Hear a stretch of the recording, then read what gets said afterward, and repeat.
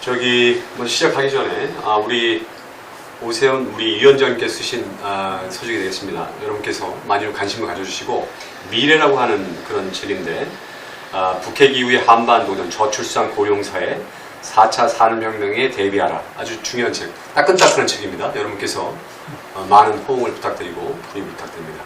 우리 오 위원장님께서 한번 이 부분에서 잠깐 좀 설명 좀 해주시겠습니까? 오늘 저 인터뷰 주제나 앞으로 있을 강연 주제하고도 그렇게 무관하지 않은데, 예. 제가 지금 고려대학교 그 기술경영전문대학원에서 석좌 교수로 강의를 한 지가 지금 한 3년 됐습니다. 예. 이제 그 내용이 뭐냐면요. 예. 보통 이제 4차 산업혁명이나 이런 거를 공부하는 대학원인데요. 예. 거기에서 저는 이제 미래와 정책과 미래라는 과목을 진행을 하고 있어요. 예. 석사 박사 과정인데요. 예. 대한민국의 가까운 미래, 예. 그냥 먼 미래가 아니라 5년 뒤, 10년 뒤, 15년 뒤의 미래를 대비하려면 어떤 정책적 준비가 필요한가, 이런 거를 학생들하고 토론식 수업을 하는데 몇 학기 하다 보니까 이제 좀 교재의 필요성을 느끼기도 하고, 그리고 그런 굉장히 중요한 내용을 몇몇 대학원 학생이라는 게 보통 한 학기에 한 20-30명 안쪽이거든요. 그렇죠. 그래서 몇몇 학생들하고만 공유하는 것보다는 좀 많은 국민들이 이건 알아두면 참 좋겠다는 생각이 들어서 정리한 내용인데요. 간단히 설명드리면 북핵 문제가 불거진 이후에 한미 관계를 비롯해서 남북 관계, 동북아 외교 지형, 우리의 어떤 북핵 폐기를 위한 어떤 전략이 필요한가, 이런 것들을 앞으로 한 10년, 20년 내에 벌어질 수 있는 상황 변화에 대비한 정책적 준비. 이게 첫 번째 파트고요. 두 번째 파트는 다들 이제 걱정을 하고 계시겠지만 저출산 고령 사회가 본격적으로 진입했지 않습니까? 맞아요. 그게 생각보다 굉장히 많은 정책적 변화를 가져옵니다. 가구 수는 늘어나는데 한 가구 내에 평균 구성원은 줄어들고, 또 평균 연령은 올라가는데 이게 모든 정책을 다 바꿔요. 그래서 정책적으로 미래를 얘기하는데 저출산 고령 사회를 빼놓고 얘기할 수가 없어서 그게 이제 두 번째 파트고요. 세 번째가 다 너무나 많이 알고 계시겠지만 4차 산업혁명이라는 게 우리의 산업지역만 바꾸는 게 아니라 우리의 생활 속에까지 파고들어서 다 바꾸거든요. 그런데 보통 얘기하면 기술적인 얘기만 해요. 그렇죠. AI가 어떻게 세상을 바꿀 거다, 이제 이런 얘기만 하는데, 사실은 모든 이 4차 산업혁명의 기술적 변화는 일자리의 변화하고 관계가 있고요. 일자리가 바뀌기 때문에 노동정책이나 교육정책이나 복지정책이 다 영향을 받습니다. 맞습니다. 그런 것들을 지금부터 차근차근 준비하지 않으면 안 되는데, 과연 문재인 정부가 얼마나 미래를 대비한 정책적 준비를 하고 있는가? 사실은 결론부터 얘기하면 이 정부는 거기에 대해서 아무것도 하는 게 없습니다. 아무것도 아니죠. 말만 혁신성장을 하겠다고 하지, 혁신성장하려면 4차 산업혁명의 선두주자가 돼야 되는데, 맞아요. 글로벌 시각에서. 맞습니다. 그런데 그러려면 제일 필요한 게 일단 교육혁명이거든요. 근데 일본만 하더라도 교육혁명을 하고 있는데 이미 5년 전에 시작을 했죠. 내년에 이제 우리로 치면 대입 수능시험 같은 센터시험을 바꿉니다. 우리는 아무것도 안 하고 있어요. 근데 그런 거를 조목조목 짚으면서 우린 지금 이 정부가 퍼주기 한다, 이제 이런 것만 언론에서 많이 집중적으로 조명을 하고 있지만 실제로 어떤 정부가 해서는 안 될 짓을 하는 것도 비판받아야 되지만 꼭 그 시점에 준비해야 될 거를 안 하면 다음 정권, 그 다음 정권에서 굉장히 리커버하기가 쉽지 않은 상황이 됩니다. 그러니까 미래를 위해 준비해야 될 것을 준비하지 않는 것도 문제가 되죠. 부자기도, 자기만 문제가 되는 게 아니라 아무것도 하지 않는 부자기도 크게 문제가 된다. 그런 관점에서 지금 준비해야 되는 것들이 무엇이냐, 미래를 위해서. 그리고 가까운 미래를 위해서 뭘 해야 되느냐, 이런 부분을 다루고 있습니다. 여러분, 지금 현재 간단히 다시 한번 설명했습니다. 미래라고 하는 책자인데 우리 위원장님께서 최근에 만든 작성한 책입니다. 상당히 도움이 될 거라고 생각하고, 이것을 지으신 이유가 여러 가지 뭐 정치적 또 꿈에 대한 부분도 있습니까? 어떤 미래의 꿈에 대한 부분도 있습니까? 그렇게 보긴 힘들고요. 예. 결과적으로는 도움이 될 수 있을지 모르지만 예. 일단은 많은 국민들하고 그 가까운 미래에 대한 고민을 공유하고 싶었습니다. 아, 그렇습니까? 예, 여튼 저희들 꼭 한번 저 잘 읽어보겠습니다. 예. 자, 근데 오랜만에 만나 뵀는데 언니 얼굴이 많이 타셨어요. 근데 어떻게? 예, 제가 요즘에 거의 길바닥에서 삽니다. 예. 아시다시피 제가 서울의 광진을이라고 하는 지역을 이제 당협위원장을 맡은 지 이제 한 4개월 정도 됐는데요. 예. 아이고 뭐 가보니까 정말 보통 이제 자유한국당 입장에서는 험지라고 하는 곳인데 험지를 넘어서서 거의 사지더라고요. 아, 그래요? 그러니까 이게 지역 선거구가 생긴 지 지금 24년이 됐는데 예. 단 한 번도 자유한국당이 이겨본 적이 없는 아, 그렇습니까? 서울에서 가장 어려운 지역으로 분류되는 곳이고 지금 현재 거기 의원은 누굽니까? 추미애 의원이죠. 추미애 의원입니다. 추미애 의원이 벌써 지금 5선째 하고 있습니다. 아, 장기집권이네. 거기 뭐 저기 출신 지역 비율로 보나 뭐 각 정당 지지 성향으로 보나 뭐 다 하여튼 자유한국당으로서는 아주 뭐 싸우는 게 쉽지 않은 지역이거든요. 보통 자유한국당 당협 한 군데의 책임 당원 숫자가 한 1000명 내외 됩니다. 예. 서울 수도권은. 예. 그리고 이제 저기 영남 지역으로 가면 한 3,000~4,000명 되는 것도 있습니다. 예. 그런데 저는 전임 당협위원장으로부터 450명의 책임 당원을 인수인계 받았습니다. 그럴 정도로 당세가 약한 곳이죠. 약한 곳이네. 네, 그런데 한번 뭐 그 당협위원장으로 취임을 해서 이제 내년을 준비해야 된다는 관점에서 당 조직을 이뤄놨고 들여다 보니까 정말 이게 뭐 어디서부터 어떻게 해야 될지 난감하더라고요. 그래서 시작한 게 이제 당원 숫자를 당원 숫자를 획기적으로 좀 늘려야 되겠다 이렇게 생각을 하고 보통 그런 경우에 이제 각 동별 협의회장님들한테 협조 요청을 합니다. 그래서 뭐 20장, 30장 이렇게 나눠드리고 이제 당원 가입 원서를 받아달라 이렇게 하는데 잘 되지 않더라고요. 아, 그래요? 조직 자체가 완전히 무너진 상태더라고요. 그래서 제가 길바닥에 아예 나섰습니다. 지금 일주일에 한 사흘씩 이 통행량이 많은 곳에 아예 그냥 빨간색 파라솔을 펴고 왜 거리에 저 편의점 앞에 플라스틱으로 된 의자하고 이런 액자 같은 거 있죠. 아예 그냥 거리에다 그거 펴고 요즘에 거리에서 사옵니다. 효과가 있습니까? 당원 모집이라고 써붙이거든요. 예. 선거법상 중앙선관위 질의를 하니까 그거는 합법적이더라고요. 그래요. 그래서 거리에서 이제 이렇게 붙여놓고 물론 제가 서 있어야죠. 그렇죠. 그래서 지나가는 분들한테 이제 이렇게 당원의 그 모집에 좀 협조해달라 하는 말씀을 드리는데 비교적 반응은 괜찮은 편입니다. 통행량이 많은 곳은 하루에 한 120~130명 정도. 아, 그래요? 통행량이 좀 뜸한 곳은 하루에 한 60~70장 정도. 그래서 평균 한 100분 가까이 되고요. 지금 한 10번 이상 5월 초부터 시작했거든요. 근데 뭐 지금 한 1000명 가까이. 축하드립니다. 축하드립니다. 제가 얼굴 까매지는 게 이게 아주 자랑스럽습니다. 사실은 저기 오세훈 우리 전 시장님이 30대 젊은 사람 상당히 인기 있어요. 뭐 지명도가 있습니다. 지도가 인기 있는데. 있다고까지보다는 비교적 싫어하지는 않는 것 같아요. 아니 뭐 여러 가지 어떤 내용을 보면 상당히 선호하는 인물 중에 한 분이신 것 같아요. 그렇습니다. 그러면 한번 다시 한번 말씀을 사실은 제 16대 국회의원을 하셨고요. 제 34 이제 서울시장을 역임하셨어요.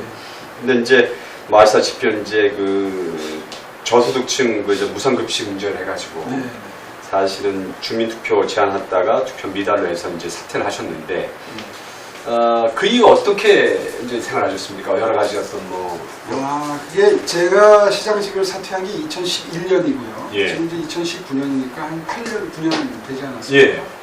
그 기간 동안에 외국에 나가서 좀 세상 공부 좀 하겠다고 돌아다닌 게 한 2년 정도 되고, 2, 3년 정도 되고요. 나머지 기간은 지금 이제 말씀드린 것처럼 한양대학교에서 후학을 가르치고 이제 고려대학교에서 후학을 가르치고 하는 학교에서 강의하는 걸로 이렇게 공부를 하고 뭐 미래를 준비해 왔는데 외국에 나가는 게 주로 저는 그 기간 동안에 선진국뿐만 아니라 후진국도 다녔습니다. 어디 갔다 오셨어요? 그러니까 코이카에서 그 중장기 자문단이라는 프로그램이 있어요. 예, 예. 그게 이제 자원봉사 프로그램 중에 하나인데 예. 개도국을 돕는 예. 자문관을 보내주는 겁니다. 예, 예. 그러니까 예를 들면 뭐 IT 전문가는 IT 노하우를 전수한다. 예. 보통 그러니까 은퇴하신 분들이 많죠. 예. 그러니까 저는 지방행정을 해봤으니까 이제 그 남미의 페루의 리마 시청에서 이제 그 자문단으로 6개월.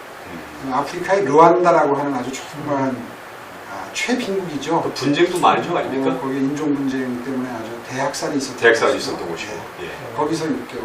아. 이렇게 사실은 영국에서도 한 8개월 있었고 중국에서도 한 6개월 있었고 뭐 여러 가지 경험을 했는데 예. 오히려 아프리카와 남미에서 배운 게 더 많은 것 같아요. 아, 그렇습니까? 예. 뭐 그렇게 활동하신 이유가 있었습니까? 어떻게 특별히? 글로벌 시각을 가지고 뭔가 대한민국을 좀 한번 그 디자인해보고 싶었고요. 그런 의미에서 제가 젊었을 때는 뭐 미국에서도 한 1년 살아봤고 네. 뭐 이런저런 경험을 해본다고 했지만 사실은 선진국을 가면 경험이 비슷합니다. 어느 나라나. 아주 그 문명화된 그리고 민주화된 나라. 네, 시스템이 딱 잘려 있죠. 그렇죠. 뭐 경제적으로 발전한 나라 어느 나라나 비슷한. 비슷합니다. 예. 뭐 각자 문화적으로는 특색이 있을지 모르지만 예. 거의 시스템은 그 거의 뭐 다 경제에 오른 나라들이니까. 그렇죠. 그런데 아프리카나 중남미 나라를 들여다보게 되면 예. 그런 곳에서 우리가 뭘 준비해야 되겠구나. 어떤 요소가 우리를 이렇게 빠른 속도로 경제 발전을 하도록 했고 민주화까지 이르게 했구나. 이런 것들을 오히려 반면 교사로 예. 느낄 수 있는 곳이 많아서 저는 다녀올 이후에 많은 분들한테 예. 맨날 미국하고 뭐 영국 뭐 이런 데만 가지 말고 독일도 많이 가거든요 요즘에. 독일 많이 가죠. 그렇게만 공부하지 말고 후진국을 가서 오히려 우리나라를 한번 이렇게 돌아보고 세계를 한번 보는 게 오히려 훨씬 더 시각을 좀 넓게 가지는데 도움이 되더라. 그 보통 이제 그 뭐 능력 있고 힘 있는 분들이 되게 선진국에 많이 가서 공부를 한다고 가시는데 연구할 건데 이제 이렇게 후진국 쪽에 가가지고 하신다는 건 상당히 좀 새로운 면이 있는 것 같아요. 별로 그렇게 흔한 부분이 아니죠. 그렇지. 저도 파남에서 한 3년 살았는데 예, 역시 비슷한 관점을 갖고 있는데 그러면 자유한국당 당대표 선거 이후에 지금 그 당시 2위를 하셨습니다. 두 번째 하셨는데 당대표 선거에 사실 본인이 그 선출될 거라고 생각을 하셨습니까? 그래서 나가신 겁니까? 아니면 어떤 특히 말씀드려서 예. 뭐 지금 다 기억하시겠지만 중간에 한번 뭐 그 참여를 하니 안 하니 경선에 예. 시끄러웠잖아요. 예, 그렇습니다. 그 시점에서 사실은 당내 여론조사를 해보니까 많이 기울어 있더라고요. 이미. 그래서 속으로는 사실 많이 망설였습니다. 근데 어떻게 뭐 누가 뭐 밀었나요? 중간에서 근데 왜 그렇게 그 될 수 없는 싸움을 나가신 건가요? 뭐 테스트를 한번 해보고 싶으셨나요? 처음에 그런 마음도 있었죠. 있었는데 공백 기간이 길었으니까 그랬으니까 다시 그 공백 기간을 극복한다는 의미도 있었지만 예. 사실은 제가 갖고 있는 오해도 많아서 예. 그런 기회를 통해서 오해도 푼다 뭐 그런 또 좀 목표도 있었고 예. 그리고 무엇보다도 아마 제가 빠진 상태에서 황교안 후보와 김진태 후보가 경쟁을 했으면 예. 아마 국민적 관심도가 절반 밑으로 떨어지지 않았을까 싶어요. 그러니까 오 시장님 나오고 나서 여러 가지 어떤 여러 가지 관심도 많이 높아졌다고 생각하시는 거죠? 그건 뭐 객관적인 아마 분석일 겁니다. 예. 그래서 그때 사실은 당내에서 굉장히 많은 당협위원장들이나 국회의원들이 찾아오고 연락하고 했었어요. 그러시군요. 당신 지금 굉장히 망설이는 것 같은데 예. 당신이 빠지면 이 전당대회 망한다. 그러니까 지금 좀 속으로 속상하고 지지율 그분도 알고 나도 알고 뭐 언론도 알고 다 아는 건데 그런 것 때문에 많이 속상하고 좀 그럴 텐데 그럼에도 불구하고 당을 위해서 좀 끝까지 완주해달라. 그게 당을 위하는 거 아니냐. 그게 보수를 위하는 거 아니냐. 그런 얘기 듣고 사실 많이 가슴도 아프고 그랬습니다. 왜냐하면 이게 전당대회 나가면 일단 돈도 많이 들어가고요. 그리고 도와줬던 분들한테 굉장히 미안해요. 그렇지 않습니까? 선거라는 게 이겨야 보답을 하는 거지 도와준 분들한테는 피해가 될 수도 있는 건데 특히 전당대회 공천권을 가진 당대표를 뽑는 전당대회에서 그래서 사실 좀 큰 결심이 필요했습니다. 근데 만약에 본인이 당대표가 됐다면 예. 어떻게 됐을까요? 여러 가지 상황. 글쎄요. 지금보다 더 국민적 지지도가 높아졌겠죠. 예. 제가 지금 주장하는 겁니다. 아니면 이제 양 대표께서 나가서 이제 지금 현재 외부에서 집회를 하고 계시고 지금 현재 서민 행보 비슷한 어떤 내용들을 가고 계신데 우리 전 오 시장님께서 만약에 당 대표가 됐다면 상당히 더 여러 가지 좀 지지를 더 많이 받을 수 있었을 거다 이렇게 생각을 하시는 겁니다. 저는 그렇게 생각합니다. 뭐 저도 이제 일말 그런 부분에 기대가 있었는데 어쨌든 아깝게 차서도 됐는데 어떻든 간에 그런 부분에 있어서 정치적인 어떤 지금 오랫동안 침묵기를 지나서 지금 본격적인 이제 정치 활동에 뛰어들려고 생각하고 계십니다. 지금 그 이유는 뭐가 되시죠? 지금? 일단 뭐 아까 말씀드린 대로 광진을에 지금 올인하고 있습니다. 예. 광진에서 일단 상대 후보를 꺾어야 예. 원내에 진출하는 것이고 예. 원내에 진출을 해야 그 다음부터 또 꿈을 펼칠 수 있는 거 아니겠습니까? 맞습니다. 지난 9년 동안 제가 원외에 있었어요. 맞습니다. 또 지난 총선 때 종로에서 도전을 했다가 또 고변한 번 맞았죠. 이제 그런 상황에서 제가 쭉 이런저런 늘 국민들께 필요한 어떤 역할을 하겠다. 예. 필요한 존재가 되겠다. 예. 미래를 위해서 준비하겠다 하는 마음을 게을리한 적은 없는데 예. 안타까운 것은 일단 국회 내에 말하자면 국회의원직을 가지지 못하면 진입을 해야 된다. 예, 그러면 목소리에 일단 힘이 실리질 않죠. 그리고 뭔가 관철하는데 생각을 펼치는데 아무래도 한계가 있죠. 그렇습니다. 그런 것을 아주 뼈저리게 느꼈기 때문에 이번에 아주 어려운 곳이긴 하지만 흔쾌하게 당에서 사실 정해주신 곳입니다. 제가 뭘 거기에 가겠다고 적극적으로 뭘 했다기보다도 그때가 한참 이제 전당대회 국면이었는데 당시에 기억하시겠지만 비대위 체제 하에서 원외위원장 지역을 한번 물갈이를 했잖아요. 예, 그렇습니다.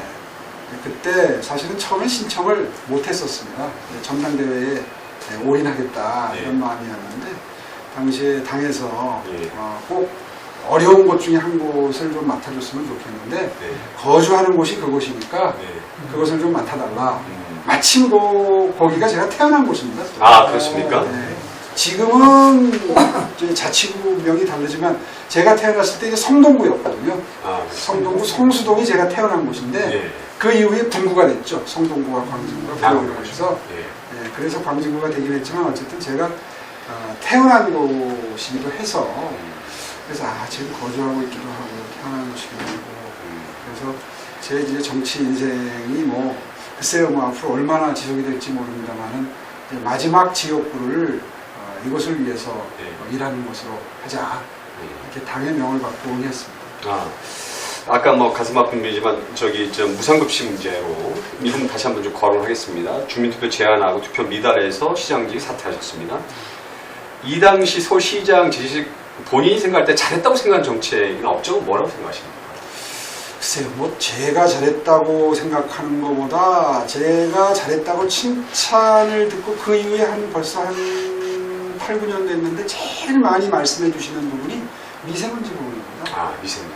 제가 시장할 때는 역설적이게도 미세먼지에 대해서, 먼지에 대해서 그렇게 많은 분들이 아주 절박하게 얘기하신 적이 없어요. 그렇죠. 그럼에도 불구하고 많은 투자를 해서 아주 괄목할 만한 변화가 있었는데. 그렇습니까? 예, 그 이후에, 그걸 잘 모르시는군요. 그거 제가 잘 모르겠어요. 죄송합니다. 혹시 외국에 사셨나요? 외국에 있긴 있었습니다. 그럼 좀 설명을 드릴게요. 예. 사실 그때만 하더라도 우리 국민들이 미세먼지에 대해서 그렇게 너버스하지 않았던 것 같아요. 그래요? 기억나세요? 옛날에 왜 하루 와이셔츠 흰 거 입고 여기가 목은 데가 까맸고 여기 손목 이런 데가 까맸던 거 기억나세요? 맞습니다. 언제부턴가 그렇지 않잖아요. 그렇죠. 다 먼지거든요. 그렇죠. 까매지는 게. 맞아요. 그러니까 이게 좋아지는 건 모르고 나빠지면 느껴요. 그렇죠. 국민들이. 수치로 말씀드리면 제가 2006년도에 시장에 취임했는데 2006년도에 미세먼지 연평균 미세먼지 수치가 서울에 68 마이크로그램 퍼 입방미터였습니다. 그러면 보통 순인가요? 그걸 이제 비교를 해드릴게요. 제가 퇴임하던 2011년도에 48, 68에서 48 정도로 떨어졌을 거예요. 그 다음 해에, 그러니까 하던 일이 계속되니까 그 다음 해에 한 46까지 떨어졌을 거예요. 그러다가 지금 한 50까지 올라갔습니다. 50% 정도 조금씩 올라가고 있어요.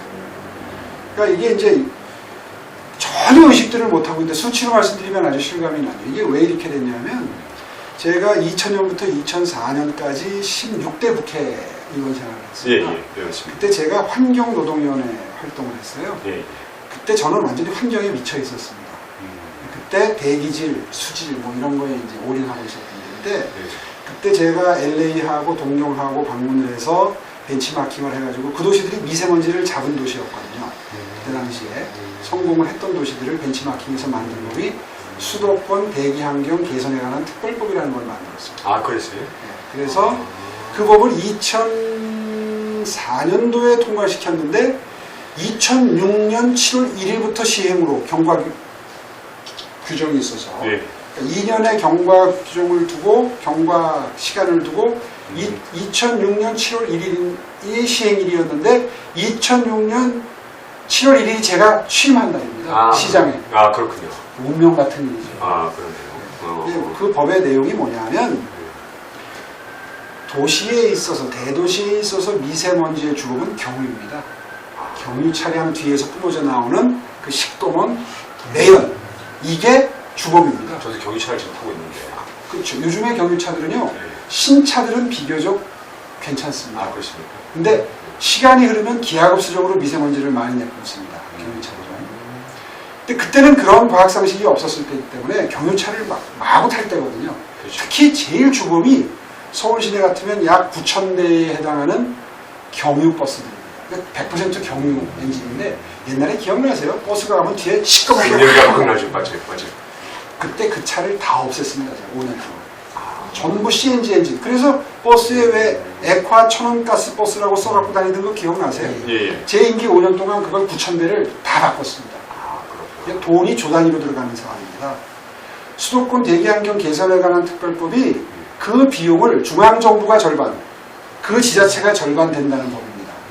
그래서 제가 시장이 돼가지고 그 법을 시행하면서 한 10년 걸려서 바꾸도록 돼 있는 계획을 5년으로 줄여가지고 서울 시내 9,000대 시내버스를 100% 다 바꾼 겁니다. 아, 그렇군요. 그 바람에 매년 수치가 뚝뚝뚝뚝 떨어져서 퇴임하던 해에 48까지 떨어집니다.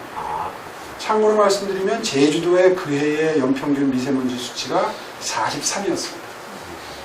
그러니까 거의 할 수 있는 일은 다 한 겁니다. 그때. 제가 버스만 말씀드렸지만 그때 뭐 안 한 거 없습니다. 도로 물청소도 시작했고 녹지 면적도 100만 편 들렸고 뭐 공기에 관한 한 안 한 게 없어요. 근데 거의 전공은 안 쉬었잖아요. 그게 제 전공이죠. 그게 전공이었죠. 제가 국회를 하기 전에 시민단체 활동을 주로 하는데 그게 환경 그때 환경단체 활동을 주로 했거든요. 그랬군요. 네, 그래서 그때 배웠던 그 노하우를 가지고 국회에서 법을 만들고 시장이 돼서 시행을 했던 거죠. 근데 그때 당시에는 국민들이, 그래서 제가 취임할 때 그 공약이 초선 시장할 때 잃어버린 수명 3년을 돌려드리겠습니다가 제 초선 시장 선거 공약이었어요. 아, 그랬군요. 근데 지금 아무도 기억 못 하시죠? 그리고 그 성공적으로 공약을 달성했다는 것도 기억을 못 하세요. 네. 그래서 근데 이제 요즘에 더 나빠지니까. 박원순 씨가 먼지를 몰고 다니나요? 왜 그런 거예요? 그 다음에 추가 투자가 없었던 거죠. 그러니까 시내버스 9,000대를 했으면 마을버스도 다 바꿔야 되고 서울 시내는 관광버스가 많습니다. 관광버스도 다 바꿔야 되고 그다음에 중장비가 많아요. 중장비 다 바꿔야 되고 오토바이가 심합니다. 오토바이를 다 바꿔야 돼요. 이런 식으로 해야 될 일이 계속 그 챙길 일이 많았는데 그거를 딱 제 임기 말로 그냥 손 놓고 정지된 거죠. 그렇죠. 그러니까 더 이상의 투자가 늘질 않은 겁니다. 그러니까 그냥 거의 그 수치가 늘어나는데 국민들의 건강에 대한 관심이 늘어나니까 어느 순간 이게 폭발이 일어나서 지금 국민들이 굉장히 고통스러워 하시네요. 미세먼지가 지금 굉장히 심각한 문제거든요. 오늘도 별로 안 좋습니다. 네, 오늘도 별로 안 좋은데 말씀 들어보니까 또 그런 업적이 있으셨군요. 근데 이거 죄송합니다. 그렇게 했는데도 또 어떤 사람들이 그래요. 수치를 그렇게 말씀을 드리고 이거 서울시 백서에도 나오고 다 과학적으로 근거가 있으니까. 예. 근데 그 해에 뭐 비가 많이 와서 좋아졌다 이렇게 부인하는 사람들이 있어요. 절대 믿고 싶어하지 않는 분들이 있어. 아 그렇구나. 아 수치로 예. 68에서 48로 떨어지는 건 이거는 거의 절벽 떨어지시 떨어진 겁니다. 수치. 48이면 그냥 낮죠? 낮은 거죠. 우리나라가 이제 중국에서 오는 게 절반이 있기 때문에 예. 일본처럼 30대로 떨어지지는 않죠. 일본은 한 30대, 20대로 내려갑니다. 그렇습니다. 예. 알겠습니다. 그러니까 제주도하고 비교하면 정확해죠. 제주도가 그해 43이었습니다. 그런 또 상당한 업적이 있으셨는데 이런 부분에 대해서 다시 한번 알릴 필요가 있을 것 같아요. 이런 정책을 하셨다는 거에서. 조금 더 자랑할까요? 네. 제가 자랑하십시오. 영국에 8개월 있었어요. 시장 사퇴하고. 예. 그러니까 그건 2013년도였는데 런던에서 지하철을 타고 출퇴근을 했습니다. 예. 런던에서 지하철을 타고 하루 출타를 하고 오면 코를 풀면 여기 까만 코가 나와요. 옛날에 우리 미세먼지 심할 때 그랬었습니다. 코 풀면 여기 까만 그렇죠. 맞아요. 예, 기억나세요? 예, 맞습니다. 영국의 지하철 그런데 한국의 지하철 안 그렇습니다. 제가 이 지상의 공기질만 신경 쓴 게 아니라 예. 지하철 타는 분들이 더 중요하거든요. 예. 어떤 의미에서는. 그렇죠. 그래서 지하철에 스크린 도어를 100% 집어넣습니다. 아. 스크린 도어 집어넣고 나서 지하 미세먼지가 반으로 뚝 떨어졌습니다. 차단되니까. 그렇죠. 그리고 안전도도 높아요. 안전도도 높아져. 1년에 몇십 명씩 거기서 사고를 당하거나 맞습니다. 자살하는 분들이 한 숫자가 몇십 명에서 몇 명 단위로 뚝 떨어졌고요.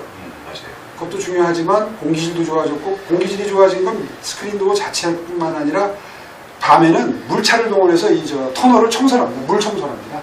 그때 물 청소 차를 만들었어요. 그래서 하여튼 뭐 미세먼지를 해결하기 위해서는 안 한 게 없습니다. 스크린 도어를 보면 우리 오 전 시장님 때 그때 100% 다 넣었죠. 거의. 그 전에는 없었습니까? 약간 시작하는 단계였는데 예. 저때 예산을 아주 대폭 증액해서 아주 그냥 이건 최대한 서둘러야 될 사업이다. 국민들이 매년 서울 시민이 몇십 명씩 거기서 사고사를 당하는데 제일 힘들어하는 분들이 기관사들이었어요. 맞아요.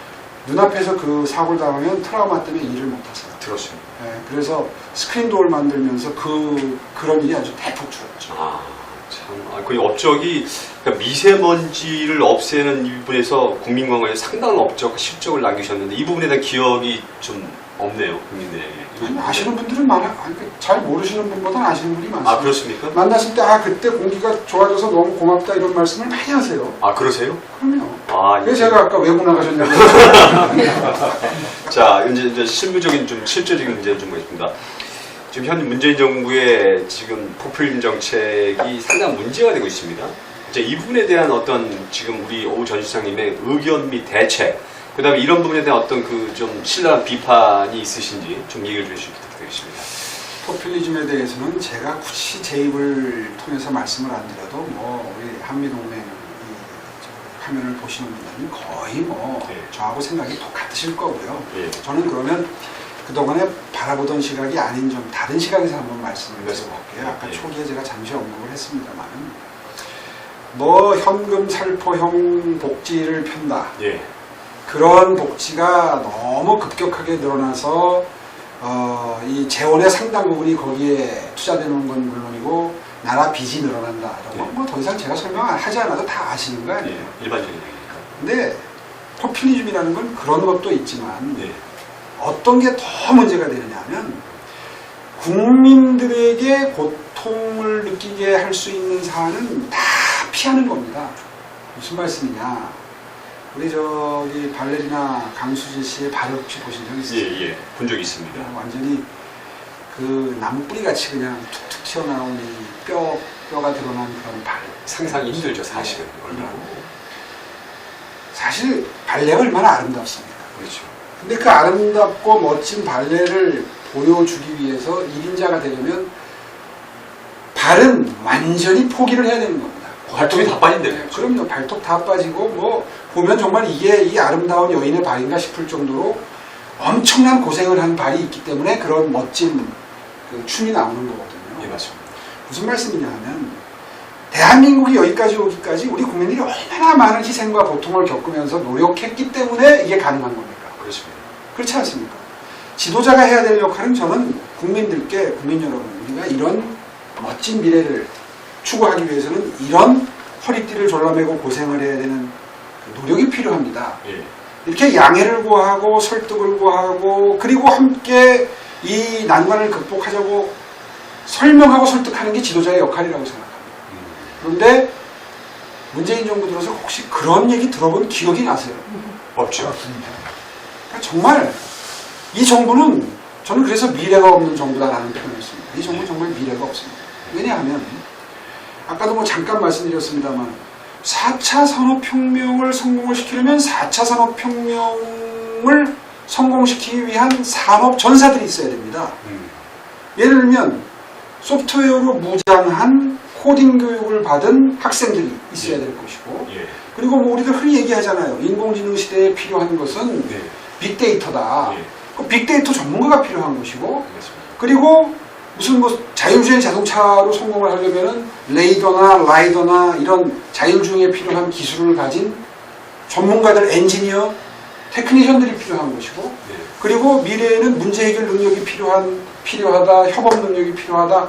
아마 다 몇 번씩 들어보신 이야기일 거예요. 그런데 지금까지 우리가 양성해온 인재상은 산업화 시대에 제조업하기에 걸맞는 성실하고 말 잘 듣는 말하자면은 산업화 시대에 필요한 그 유형의 인간상을 만들어내기 위한 교육이었거든요.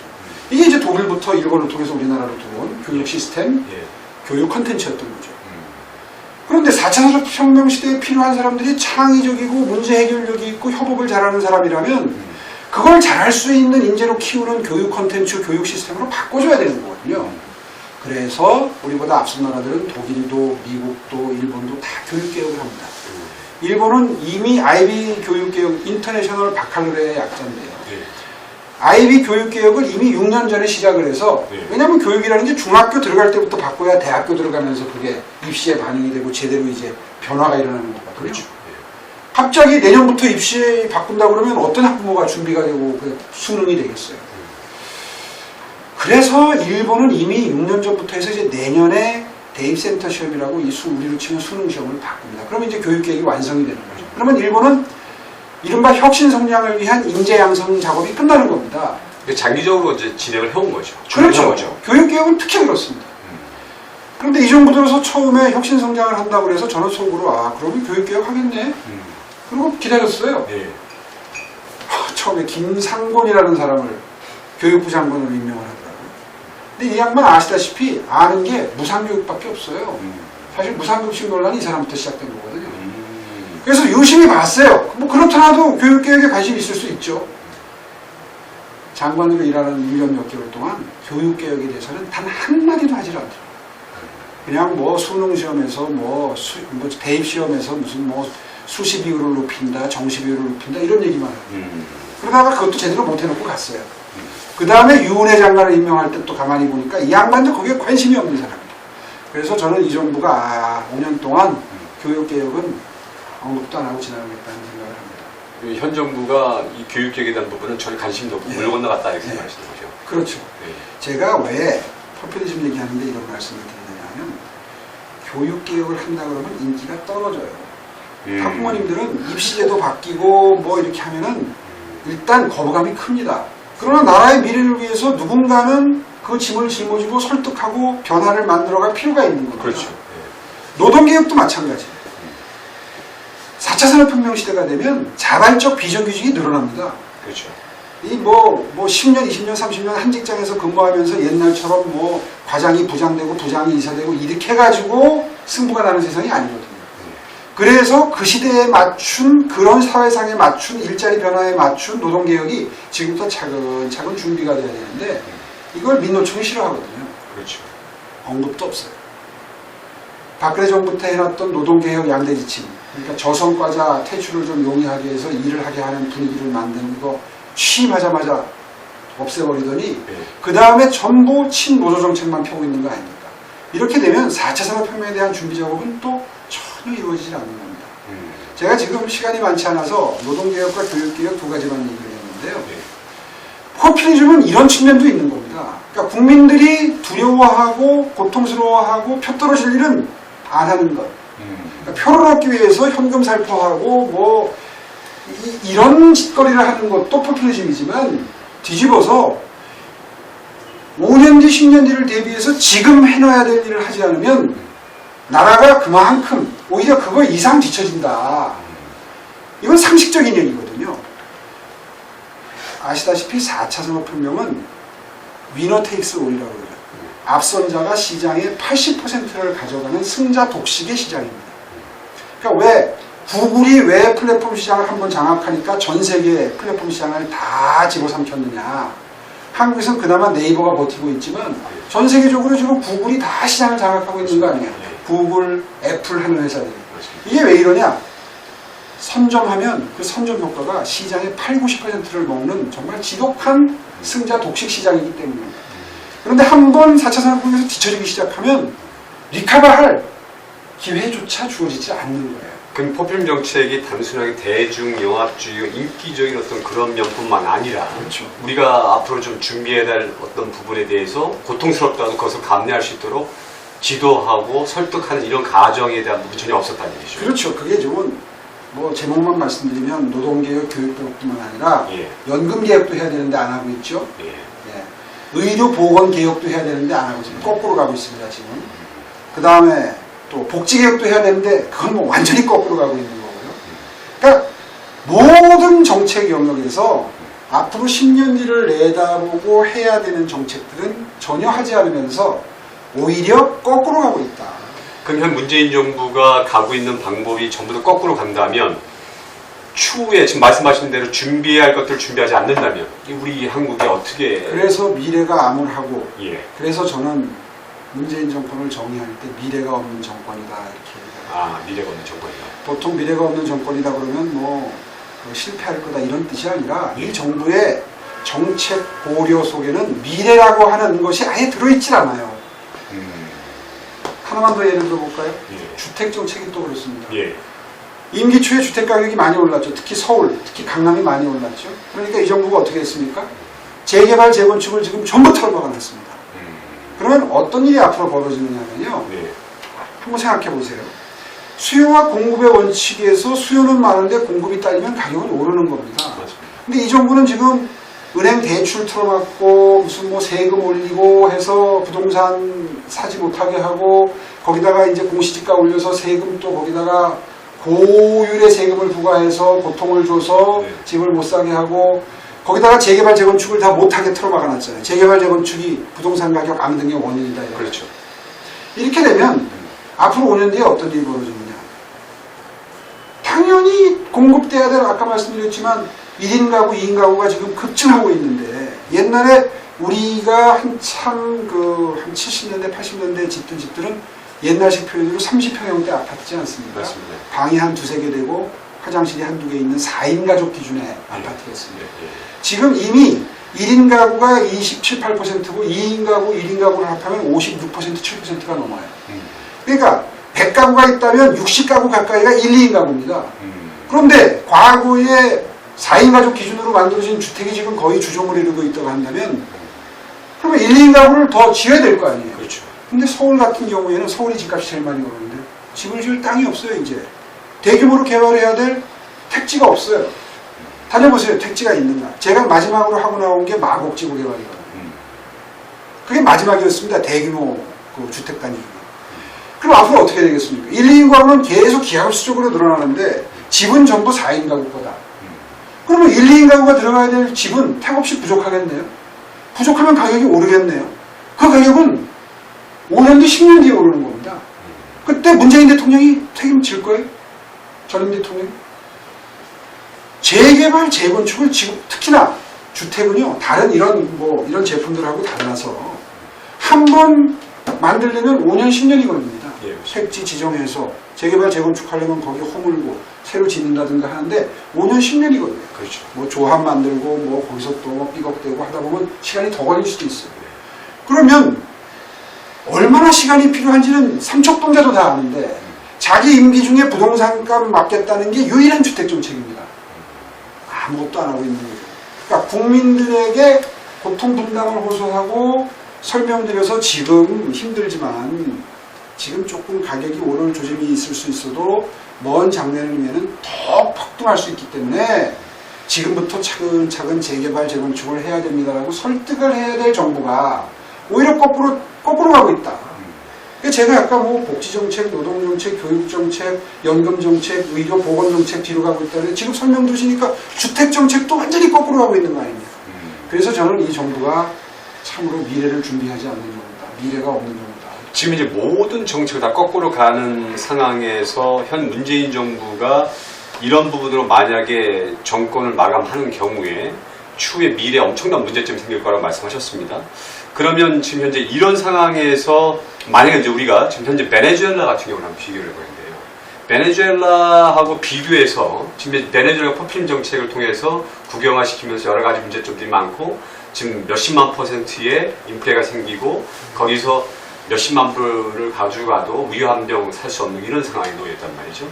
뭐 이걸 비교하는 것은 조금 좀 저기 하지만 이런 부분에 있어서 어떤 미래의 대한민국이라는 상황을 볼 때 이런 부분이 진행이 된다면 뭐 베네수엘라처럼 된다고 할 수는 없지만 어떤 그런 부분에 대한 문제점이 있을 수 있다고 생각하십니까? 뭐 당연한 거죠. 그러니까 베네수엘라는 우리와 산업화의 정도와 비교할 수 없을 정도로 뒤떨어진 네. 상황의 나라이기 때문에 아주 저차원적인 포퓰리즘 정책만 써도 집권을 유지할 수 있죠. 예. 근데 우리는 이제 국민소득 3만 달러에 경제 규모로 보면 정말 뭐 세계 10위권 언저리에 있는 나라 아닙니까? 맞습니다. 그런 나라이기 때문에 무조건 현금 살포형 그 포퓰리즘적 복지 정책만 써가지고 그 문제가 되는 것도 당연하지만 거기에 지금 제가 좀 더 다른 형태의 포퓰리즘을 얘기를 한 거죠. 미래를 준비해야 될 것조차 안 하니 거기에서 뭐 베네수엘라나 그리스나 이런 나라를 예로 들 것도 없다 이거예요. 알겠습니다. 자 그러면 좀 주제를 바꿔서 현 문재인 정부 대북 정책에 대한 문제점, 그다음 북한의 완전 비약에 대한 대책 및 개인의 대북관에 대해서 한번 여쭤보고 싶은데, 참 이 문제가 지금 현재 가장 핫 이슈가 되는 부분입니다. 근데 우리가 말하는 북한 비핵화에 대한 부분에 대한 것은 이미 이제 하노이 회담을 통해서 결렬됐고, 그다음에 한미회담도 여러 가지 결실 없이 진행이 되고 있고, 북한 최근에 미사일을 또 쐈습니다.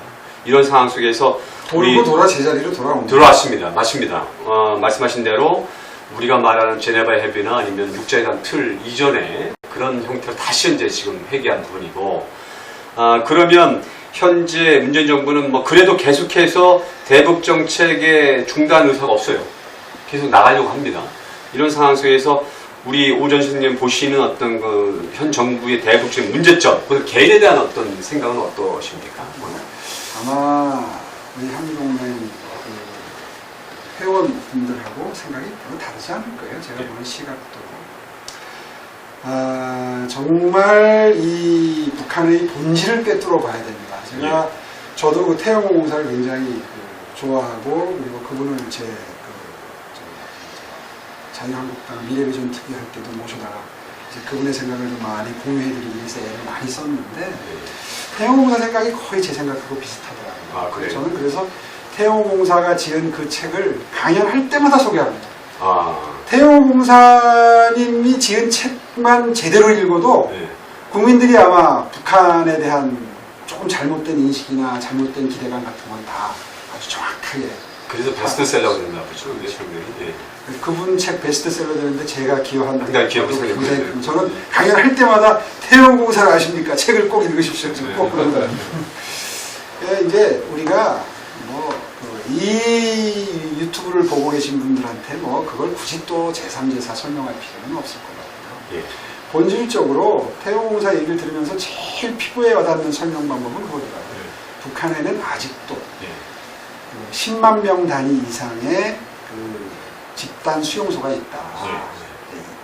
그거를 우리 국민들이 좀 다 피부로 알고 계시다면, 느끼고 계시다면 북한이 하고 있는 거짓말을 상당 부분 꿰뚫어 볼 수 있습니다.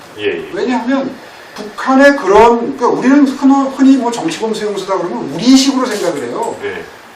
무슨 뭐 담이 있고 뭐 시설물이 있고 그 안에 교도소처럼 구치소처럼 이렇게 gat혀 있는 걸 생각하는데 그게 아니란 말이에요. 그러니까 태영공사 참 그 점을 실감나게 잘 설명해 주는 것 같아요. 그러니까 한 도시가 전체적으로. 우리 팀은 한 9군 단위 정도, 예, 뭐 한 중소 도시 정도 규모가 초주망 치고 그냥 그 안에서 아비규환 지옥처럼 사는 거예요. 그게 충분히 가혹한 조건이고 인권이 유리되는 상황인 거죠. 예. 그런 곳이 있기 때문에 누가 들어와서 핵사찰을 한다든가 하는 게 근본적으로 불가능하다. 이런 거를 생각을 하면 이게 북한이 핵폐기를 하고 뭐 미국으로부터 무슨 검증을 받고 뭐 핵사찰단이 들어가는 걸 과연 수용할 수 있느냐, 이런 걸 아주 실감나게 예측할 수 있는 거죠. 예. 그래서 저는 젊은 친구들한테 이제 학교에 가서 가끔 강연하는 일이 있을 때 그런 설명을 합니다.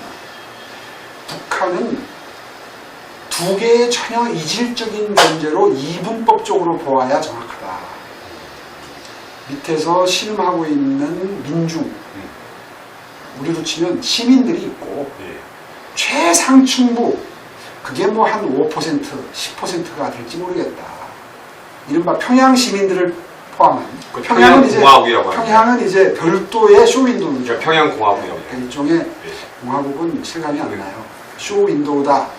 극장. 그러니까 무대 위에 올라와 있는 배우들에 가깝다고 보면 됩니다. 평양은. 그러니까 평양의 생활 수준을 보면서 이 나라도 이 정도 사네? 이렇게 생각하면 안 된다. 근데 대부분 한국에서 이 르포 기사를 쓴 무슨 뭐 북한 갔다 왔다고 쓴 기사나 책 같은 걸 보면 평양 보고 와서 쓴 거거든요. 맞아요. 그러니까 한마디로 말해서 무대 위에 연극 배우들을 보고 와서 쓰는 겁니다. 그 점만 정확하게 국민들, 특히 자라는 아이들에게 인식시킬 수 있다면 착각은 최소화할 수 있습니다. 근데 현재 한국 국민들이 문재인 정부가 얘기하는 북한에 환상을 지금 많이 심어주고 있다고. 근데 그 뭐 제가 제일 좀 황당했던 게 작년 여름이었던가요? 제일 뭐 저 많이 본 책이 대통령이 여름휴가 가서 봤다고 해서 많이 팔렸다. 그런 기사를 봤어요. 그래서 그 책이 뭐 북한 관련 기사라고 보니까 그 양반이 어느 신문사 기자 출신인데 북한에 가서 한마디로 르포 기사를 써온 책이더라고요. 맞아요. 근데 그 책 내용을 이렇게 보니까 그 평양 구경을 주로 해가지고 보여주는 것 보고 온 거예요. 평양뿐만 아니라 보여주는 것을 보고 왔으니 아니 그게 무슨 그걸 감동 깊게 읽었다고죠. 그거를 대통령이 감동 깊게 읽었다 그러니까 또 그걸 또 많이 사보고. 맞습니다. 그래서 제가 오히려 더 태영공사 책을 좀 많이 봐야 된다 싶은 얘기를 합니다. 상대적으로 태영공사 책을 보면 북한 현실을 정확히 파악이 되는 거죠. 그렇죠.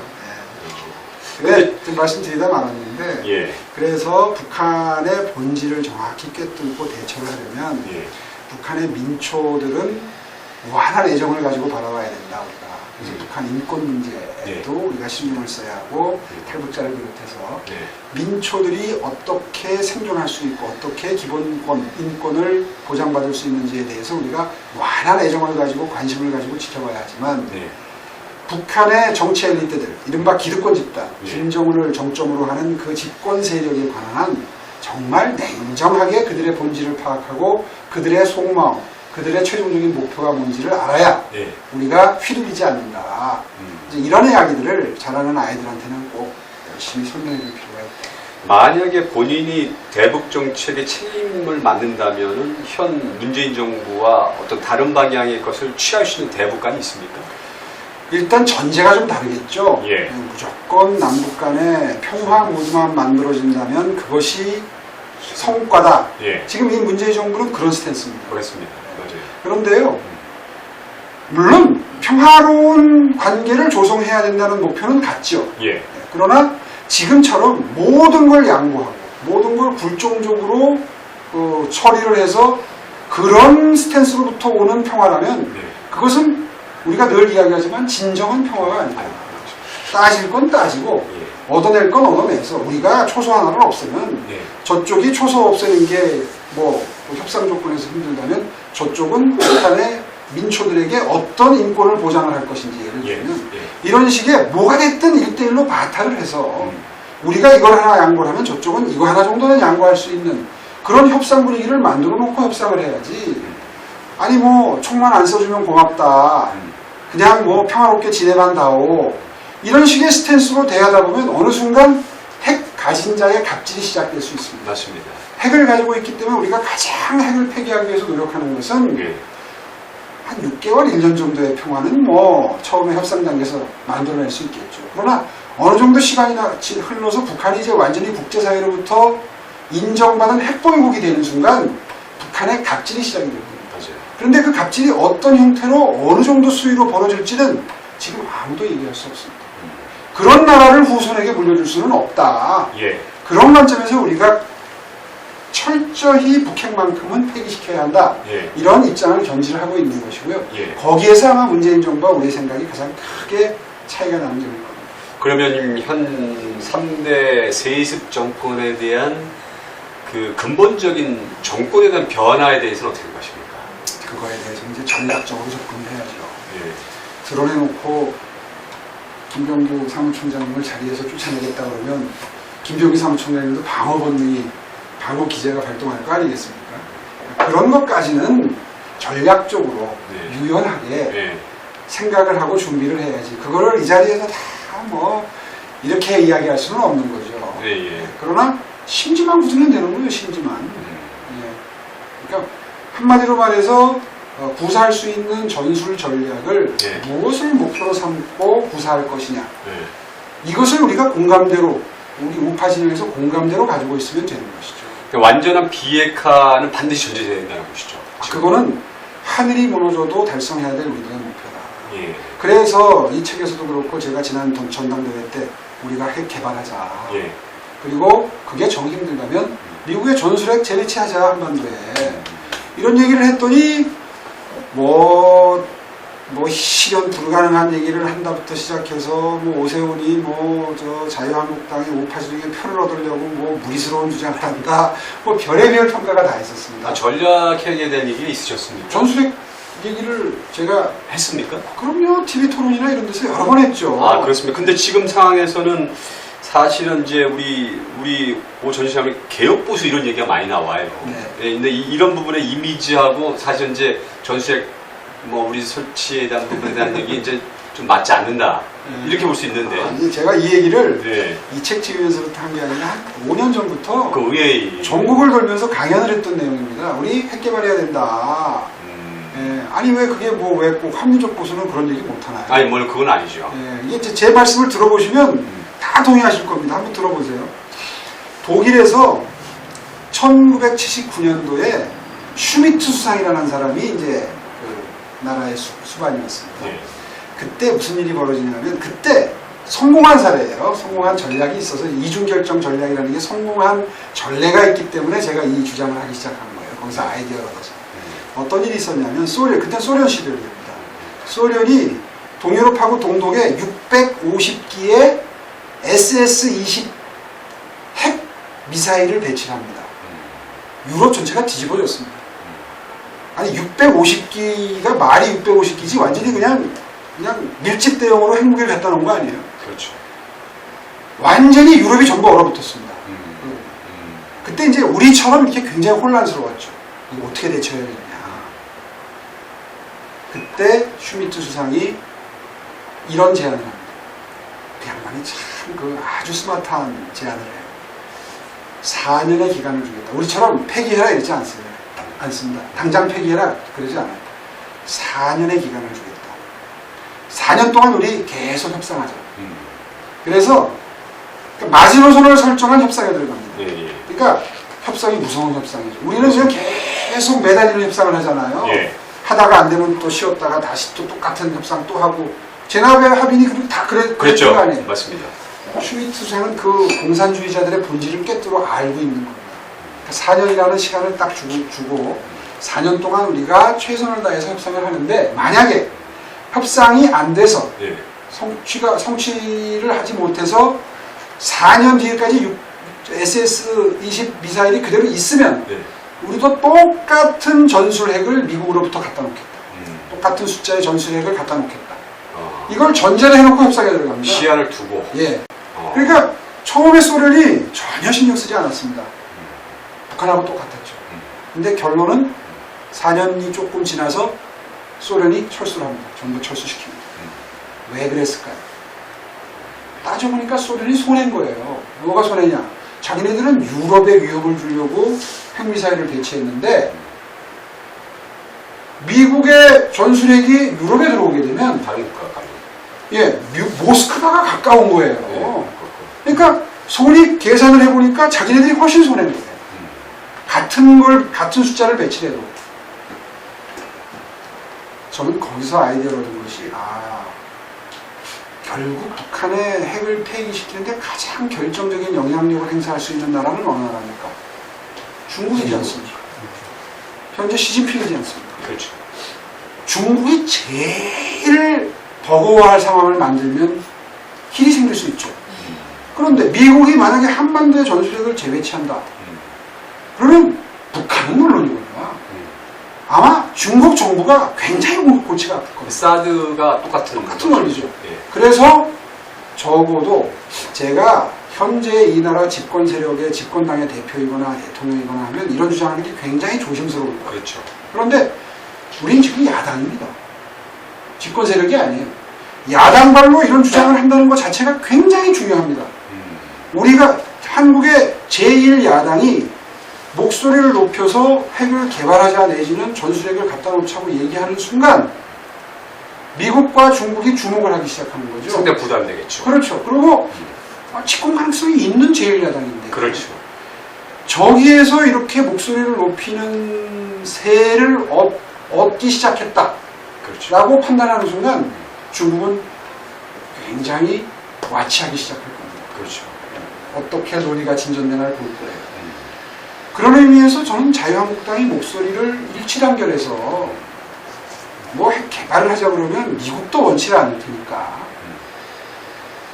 미국은 지금 핵 도미노 현상을 걱정하는 거거든요. 그렇죠. 우리가 개발하면 일본, 뭐 필리핀, 인도네시아 이렇게 줄줄이 맞습니다. 그럴 거를 염려하는 거기 때문에 미국에 그냥 옵션을 주듯이 얘기하는 거예요. 우리도 적성 국가가 라이벌 국가가 총뿌리를 마주대고 있는 국가가 핵을 가지고 있는데 핵 개발을 안 한다. 스스로 안 한다고 스탠스를 정한 나라는 우리나라밖에 없어요. 그렇죠. 그러니까 미국도 이상하게 생각하는 거예요. 미국의 트럼프 대통령도 대통령 되기 전에 한국은 분명히 핵 개발을 할 것이다라고 얘기를 했어요. 그렇습니다. 키신저도 그런 얘기를 했었습니다. 그리고 퍼거슨이라고 하는 미국 과학자 총연맹 회장도 버거슨을 통해서 한국이 핵 개발을 하는 게 당연하다. 한국은 그럴 과학적 기술적 능력도 있고 경제적 능력도 있다. 핵 개발한다고 해서 국제사회가 경제 제재를 해도 한국은 경제력이 이미 세계 10위권이기 때문에 그 경제 제재를 극복할 수 있는 힘이 있다. 이렇게 보고서 쓴 사람이 미국 사람입니다. 오히려 미국 사람들은 그렇게 보는데 우리 스스로 위축이 돼가지고 우리는 스스로 핵을 가지면 안 되고 이런 얘기를 할 필요가 없다. 독일에서 이중결정 전략을 가지고 슈미트 수상이 그런 제안을 처음 했을 때 독일 사회에서도 굉장히 논란이 컸습니다. 그렇겠죠. 뭐 반전 시위, 반핵 시위가 엄청났고요. 슈미트 수상 암살 위협도 있었고요. 엄청나게 시끄러웠지만 슈미트 수상이 다 극복하고 결국은 650기를 다 철수시킨 겁니다. 그 정도의 강단이 있는 결심을 하지 않으면 절대 북한은 폐기하지 않습니다. 상당히 이미 뭐 태용사가 와서 다 말씀을 하셨을 걸 제가 뭐 반복해서 얘기하지 않겠고요. 예. 아까 북한의 수용소 실태도 말씀을 드렸습니다만 북한은 절대로 핵을 폐기할 수 없습니다. 예. 어떤 경우에만 폐기할 수 있느냐? 중국으로부터 도저히 극복할 수 없는 압력이 들어올 때만 비로소 가능한, 그것도 아마 확률이 높지 않을 거예요. 그렇게 되기 때문에 중국을 움직일 수 있는 카드 중에 가장 강력한 카드가 뭐냐? 저는 전술핵 재배치, 나아가서 우리의 핵 개발이라고 생각합니다. 굉장히 좋은 의미인데, 근데 문재인 정부가 북한의 비핵화가 가능할 거라는 걸 모르고 그렇게 입증할까요? 저는 그렇게 생각 안 합니다. 문재인 정부는 이미 저는 포기했다고 생각합니다. 포기했다. 지금 하는 스탠스를 보면 예. 말은 북한 핵을 뭐 폐기하겠다고 얘기를 하고 노력하는 것처럼 하지만 속마음은 폐기 안 되면 어떠냐, 그냥 평화롭게 살면 되지 정도의 생각을 하고 있는 게 아닌가 저는 추측을 합니다. 이건 뭐 그냥 추측입니다. 북한 핵 보유를 인정하는 상황 속에서 그걸 결국은 인정할 수밖에 없지 않느냐라고 하는 패배주의에 젖어 있는 것 아닌가. 이 부분이 굉장히 중요한 부분인데, 지금 현재 문재인 정부가 사실 국민들을 지금 항구적인 평화라고 하는 명분으로 북한의 핵 폐기가 가능할 것 같은 느낌으로 계속 얘기를 하고 있단 말이죠. 그러니까 말은 그렇게 하겠죠. 예. 그리고 분명히 제가 이런 얘기하면 펄펄 뛸 겁니다. 예, 근데 이 부분에 대한 것도 분명히 지적을 해야 될 부분이에요. 사실요. 네, 굉장히 중요한 부분이기 때문에, 그러면 지금 현재 북한의 비핵화가 불가능한 상황 속에서 전술핵 배치나 아니면 우리 핵제조에 대한 부분에서 말씀하셨는데 이 부분이 지금 현재 자유한국당의 그 어떤 당론과 연결돼 있습니까? 자유한국당은 그 기존의 전술핵 재배치에 대해서는 굉장히 그 공감대가 형성이 돼 있고요. 예. 핵을 개발하자 그러면 아직도 반대하는 의원 숫자가 압도적으로 많습니다. 맞습니까? 근데 이 부분에 대해서 제가 한 가지만 더 네. 과학적인 근거를 말씀을 드리면요. 네. 아까 말씀드린 거 외에 공격용 무기가 비용이 덜 들 것 같아요. 방어용 무기가 비용이 덜 들 것 같아요. 방어용도 아니 동물용도 공격용 무기가 훨씬 싸죠. 네, 훨씬 싸죠. 그러니까 다 아시고 이 자리에 계신 분들은 다 아실 네. 겁니다. 삼축책이라는 게 있어요. 예. 1축 킬체인 쏘기 전에 탐지해서 원점 타격한다. 2축 KAMD 날아오는 거를 요격한다. 3축 대량 응징보복 우리가 당했다. 그 다음에 이제 엄청난 보복을 하는 거죠. 이게 3축인데 이 3축 체계에 3년 전에 화폐 가치로 60조입니다. 근데 60조 드리고도 이게 다 완벽한 시스템이 될 수 있느냐? 아무도 그렇게 생각지 않습니다. 지난주, 저지난주에 쐈던 그 미사일을 그게 뭐 발사체니 미사일을 그것도 모르는 나라에서 무슨 쏘기 전에 어디를 탐지해가지고 거기를 원점 타격을 한다? 그건 60조 드려도 아마 힘들 거예요. 이미 과학적으로 항공대학교의 무슨 교수님이 계산을 하셨는데 북한이 핵미사일을 한 발 갖고 있을 때 그거를 미리 탐지해서 못 쏘게 원점 타격을 미리 예방 타격을 할 수 있는 것이 성공할 수 있는 확률이 0.1% 내외네요. 불가능해요. 그렇죠. 근데 이미 몇십 기를 갖고 있는 상황에서 어디서 날아올지 모르는데 그게 삼산에서 나올지 산에서 나올지 무슨 어디서 나올지 모르는데 그걸 탐지해서 성공적으로 요격한다는 게 확률이 거의 0에 가깝죠. 그 시스템 만드는데 60조 들어가는 거예요.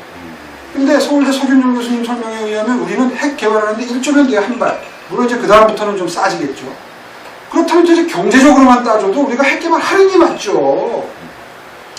근데 이제 외교상의 문제가 생길 수 있기 때문에 미국과 혹시라도 이제 그런 마찰이 있을 수 있기 때문에 그 정도만 주장을 하는 거죠. 우리가 전술핵 재배치를 안 해주면 개발을 할 수도 있다. 이런 이야기를 하는 거죠. 상당한 압박인데 그게요. 혹시 하여튼 상당한 압박인데 그건 그냥 말씀 지금 오늘 책임지셔야 될 부분이 뭐냐면 이 부분이 나가면 미국에서 굉장히 예민하게 볼 거예요. 고시장님 아마 상당히 주목할 겁니다. 제가 그렇게 미국이 그렇게 경계심을 가질 정도. 아니요, 근데 오늘 이 발언은 상당히 중요한 발언인데. 아니 그런 얘기를 이미 제 책에서 다 해놨어요. 했는데 이것도 다릅니다. 상황이 조금 다르니까. 아니 그리고 이 얘기를 제가 벌써 3, 4년 전부터 수천 명한테 한 얘기입니다. 이것도 또 다른 부분입니다. 어쨌든 간에.